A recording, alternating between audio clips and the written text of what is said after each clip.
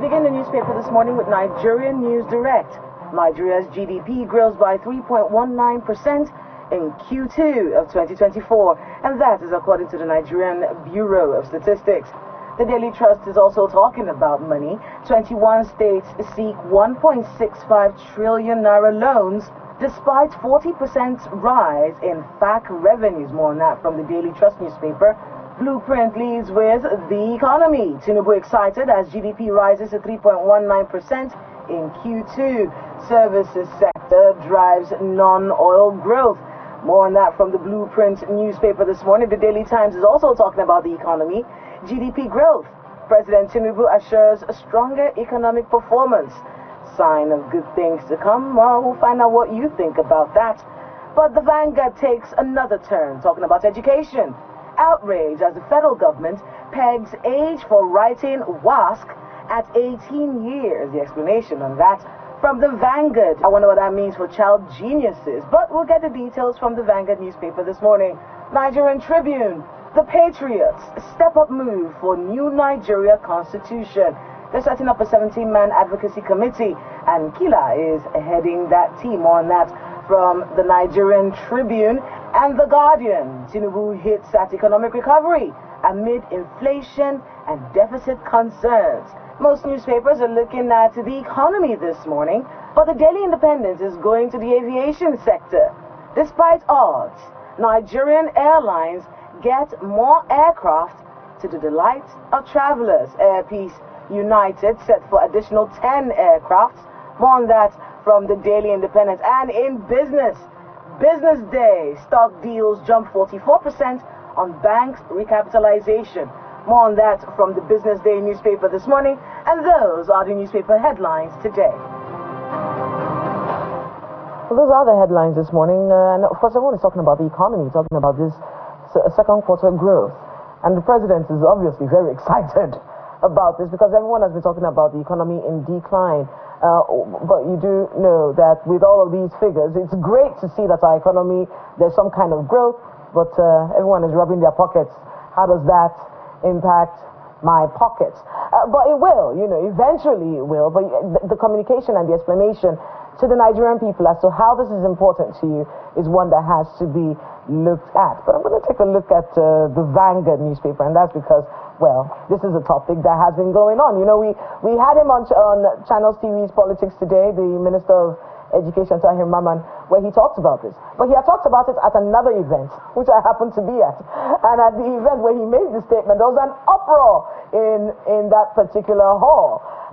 So this is the one where the Vanguard is reporting. Outrage as the federal government pegs age for writing WASC at 18 years. More on that from page 5 of the Vanguard newspaper. It will draw back education, says the Nigerian Union of Teachers. We'll go to court, says parents. We'll respond later, says WAEC. We want a meeting of stakeholders, says Konwa. And why are parents pushing their children, says ASU. But there's a lot that's happening. And I think listening to someone, the experts who came on the morning brief, doing this right now will have such a ripple effect on a lot of things. Kids who are already 16 or 15 and they're waiting to write WAEC. But it says 2025. Yes, indeed. But the thing is, they have to wait. You have to look at it from the backlog of this. If everyone has just been going and you now put an implementation, what happens to those who are caught in the crossfire? So even if it's not happening immediately, what about the years behind? What about the kids coming from behind? That's what many experts are complaining about. It has to be something that you look at from, go back. You have to go back to primary school. You have to go back to all of those places and see how you can, create the atmosphere where this can work. But above that, it's also the question about why. Why is this important? I thought he didn't say that the event that you were... He did. Well, they shut him down. They were shouting at him while he was speaking. But at the same time, there's also the fact that many people believe, well, according to him, he's just implementing something that has been there before. That's what he said. And he's right. That's why he's implementing it? He said, this has been there before. Let's implement this. But the thing is, there's more that has happened. A lot has happened. You didn't enter secondary. That's odd. You didn't enter university at 18. I didn't enter university at 18. A lot of people from our generation didn't enter university at 18.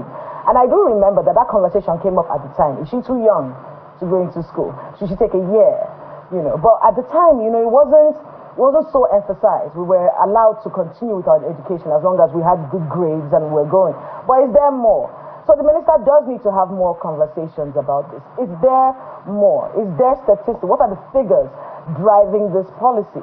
What happens even to child geniuses or to people who are just really brilliant at young age and who write WAEC really early and do very well?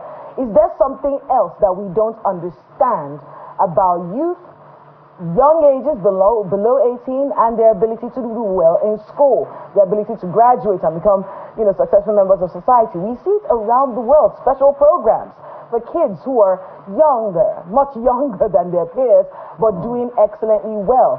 Because you cannot say, because this person is not to this age, we have to jettison the person's grades and make the person wait till they're a certain age.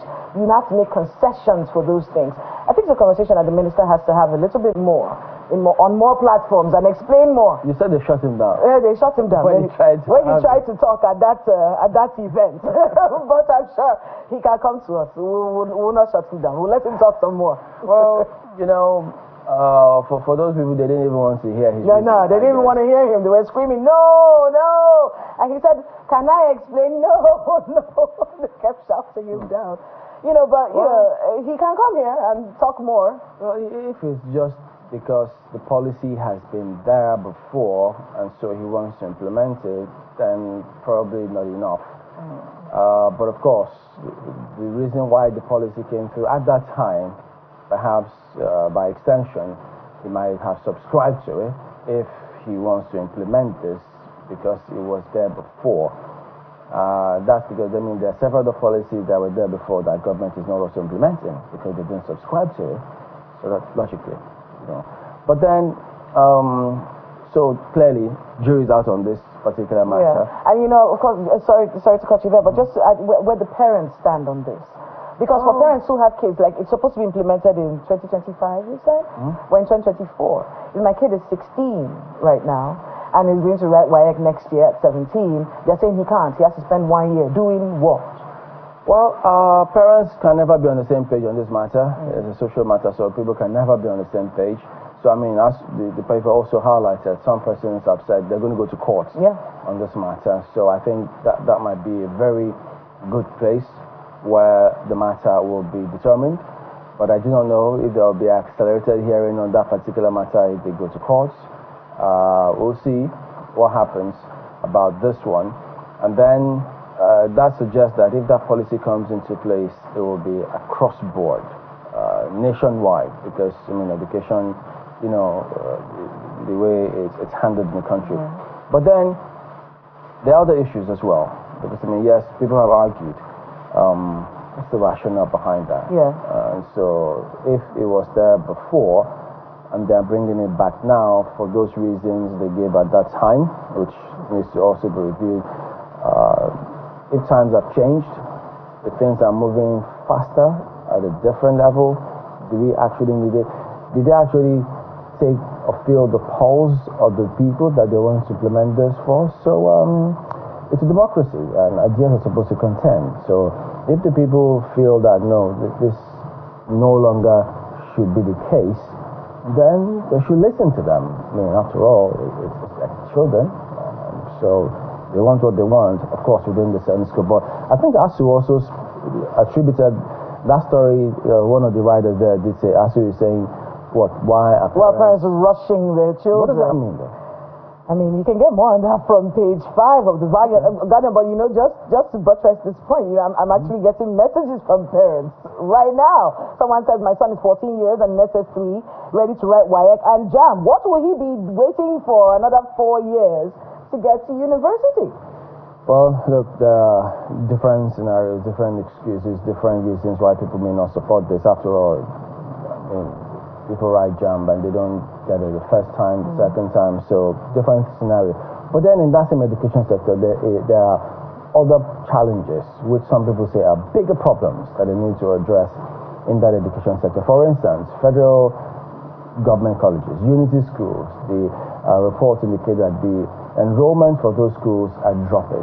It used to be parents always wanted to get their children to those schools, but enrollment is dropping because of the scenario, the quality. Even though, the Minister of State did also say that they're having some special focus in that sector, unity schools, to ensure that the pride gets back to its prior place. But at the moment, it's dwindling. And then the education sector, we also know, has to themselves facing that huge back and forth between themselves and government not acceding to the demands.